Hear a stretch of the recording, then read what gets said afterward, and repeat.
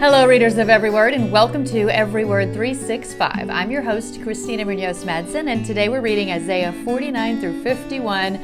So yeah, definitely a mixed bag with reactions to Isaiah. Some are finding good insight, and others are really struggling. Well, I'm here to say that's okay. Please remind yourself that this is a huge task, and pat yourself on the back for staying with us this long. If you just can't get through some of these readings, give yourself some grace, put a paper clip around the parts you don't read, and come back to it later.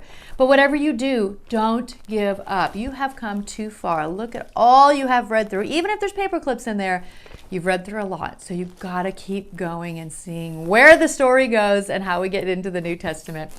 I wish I had better news for you, but unfortunately, Jeremiah and many of the other Old Testament prophets will continue the doom and gloom tone/theme.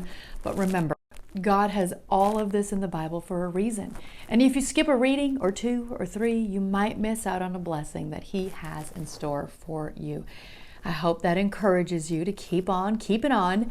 And of course, I got to share today's daily walk because I love a good violin reference. You know that about me by now, I'm sure. In our free nation, independence, the freedom to speak, write, assemble, and worship without fear of a tyrant's intervention is a prized possession.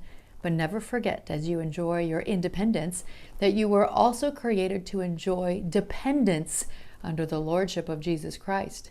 A violin string, when totally independent of the violin for which it was created, is free to twist and turn, but not to do what a violin string is designed to do, produce music. By the same token, you are free when your life is uncommitted, but not free to be what God intended you to be. Real freedom is not freedom from God, but freedom with God through the salvation that is in Jesus Christ. In your travels today, look for a quiet place where you can pause and thank God for your independence as a citizen of earth and your dependence as a citizen of heaven. I love that so much. I had to share that. Along those lines, something we try so hard to teach our kids is that we don't do what we feel like doing. We do what is right. For example, kids may not feel like going to school, and adults may not feel like going to work, but we still got to show up because it's the right thing to do. And how do we know what is right? The Bible, of course. So I'm always talking about feel your feelings, share your feelings. That's so important, but we don't do what we feel like doing. We do what's right. That's my opinion. I hope you agree. If not, let me know. I'd love to hear from you. That is what I teach and preach. Tomorrow is a much needed day off. Maybe you need that time away from Isaiah to decompress and get ready to jump back in. So I hope you enjoy your day off or get caught up on some of your readings. Happy reading! How would you like to see the ministry of the Apostle Paul firsthand?